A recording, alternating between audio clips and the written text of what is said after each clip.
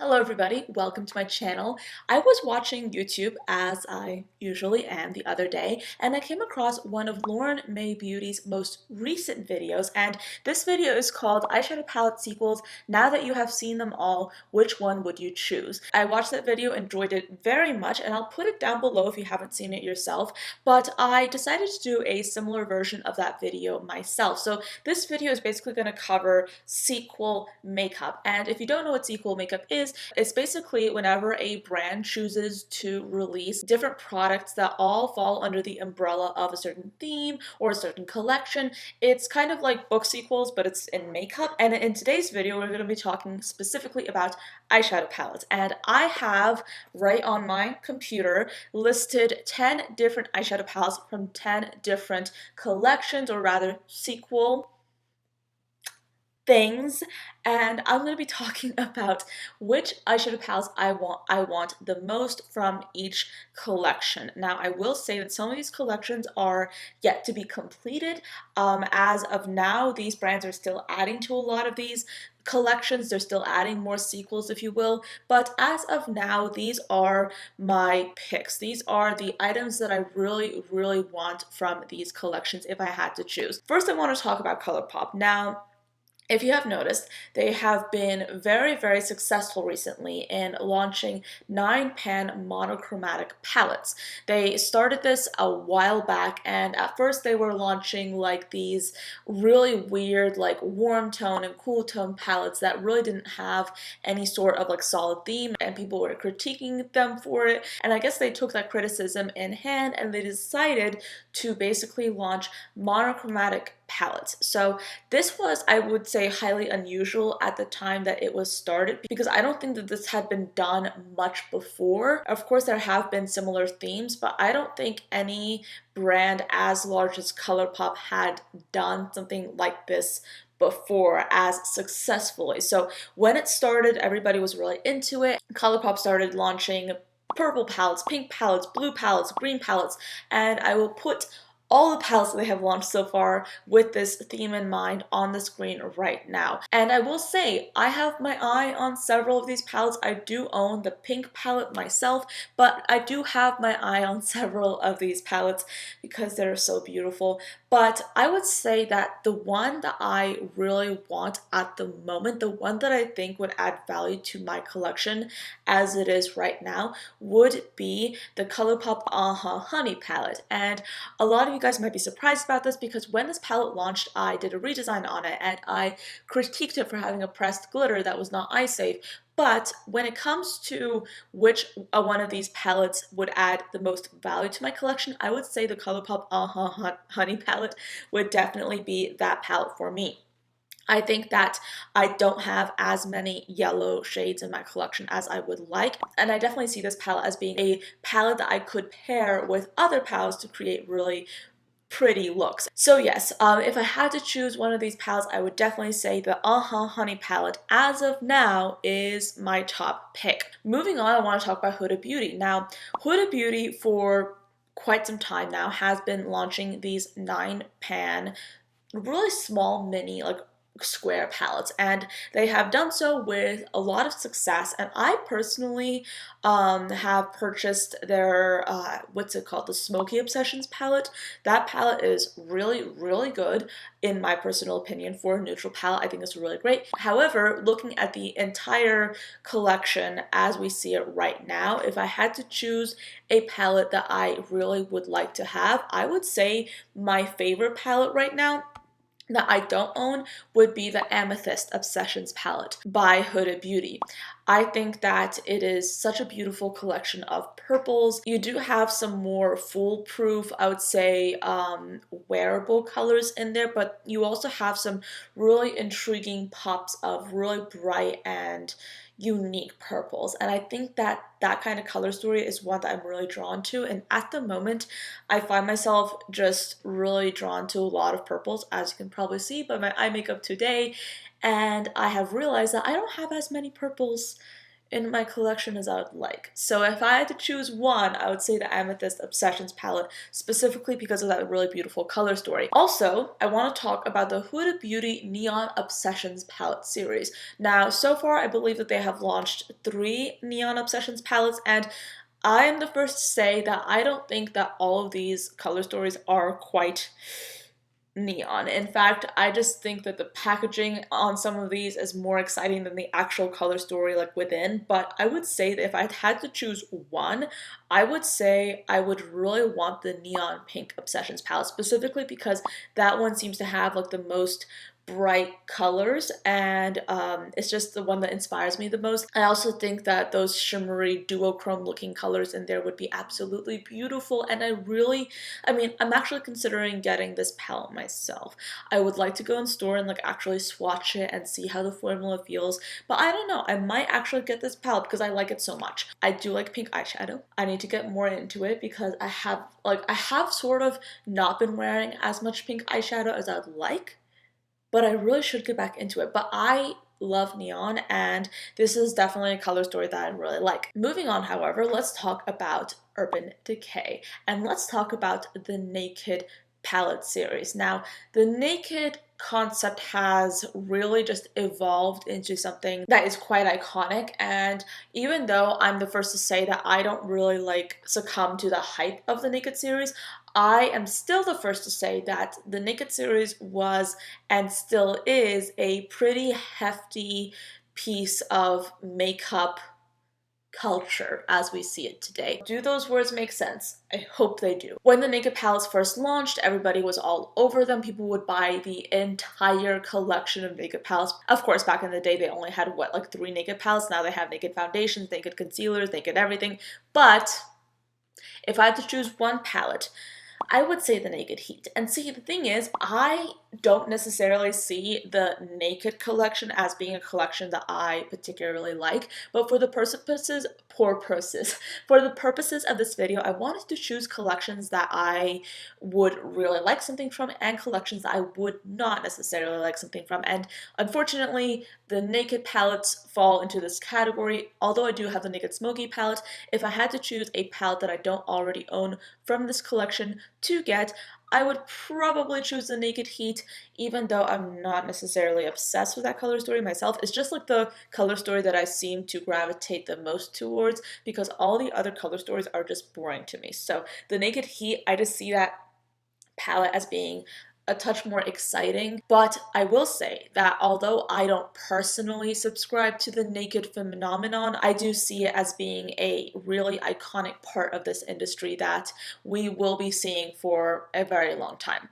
I also want to talk about Pat McGrath Labs. Now, I wanted to feature something from Pat McGrath in this video because this video is very hypothetical, and this video is essentially me taking different color stories and different ideas and just concepts and really picking the best of like a certain collection. And I have talked about for a long time how much I love Pat McGrath Labs, how much I love Pat McGrath in general.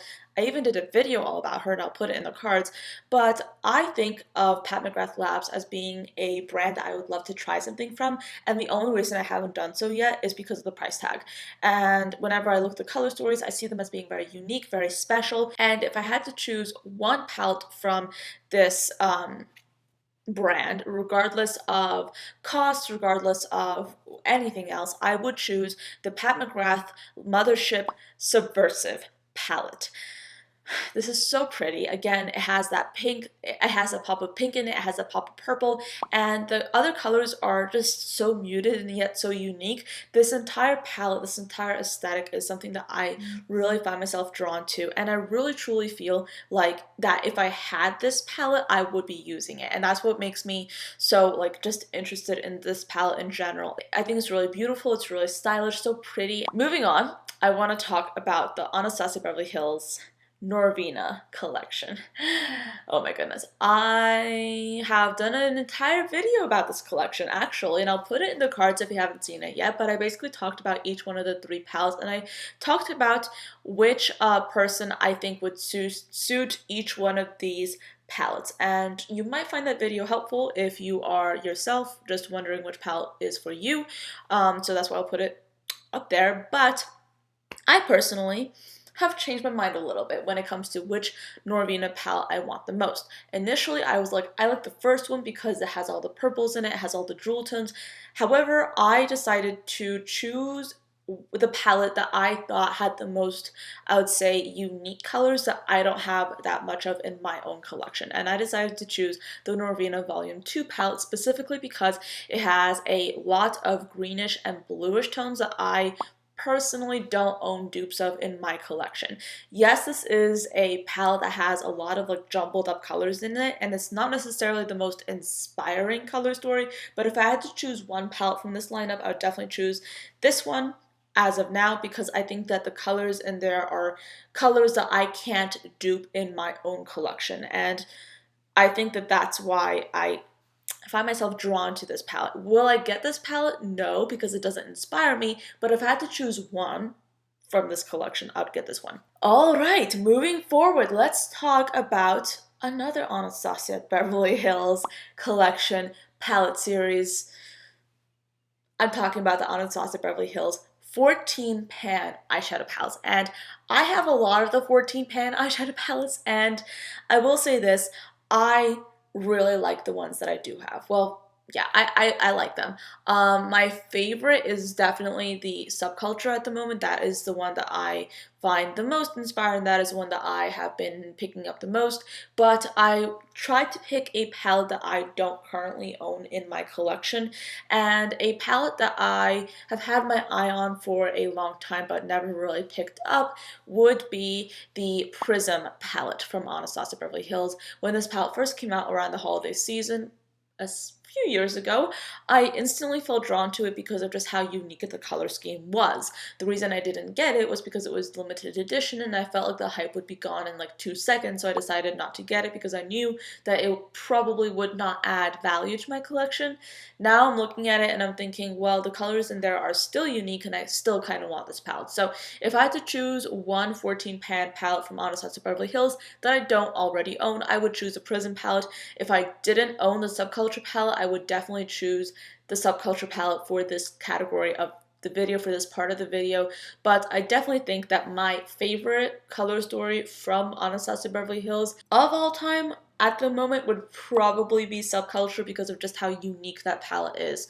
It is truly amazing and I still find myself inspired by it. I also want to talk about Too Faced. Now, their chocolate bar, chocolate theme is something that is quite revolutionary in its own right. Have I always been inspired by the chocolate theme? No, not really. I used to be really into it. I used to really be sucked into that phenomenon, but now not so much because the color stories of those chocolate themes are just not my cup of tea and I just don't subscribe to it. I recently decluttered my chocolate bonbons palette. Not recently, I decluttered that thing ages ago. And I gave it to somebody and I'm pretty sure that they are enjoying it a lot more than I am or I ever did. So yeah, those are my thoughts on the chocolate collection. I think the iconic level of the Too Faced chocolate collection is in competition, definitely, with the Urban Decay Naked palette. Or with the Urban Decay Naked series. Am I a huge fan of the Urban Decay Naked series and the Too Faced chocolate series? No, but I do recognize them for being really, I would say, iconic moments in makeup as we see it today.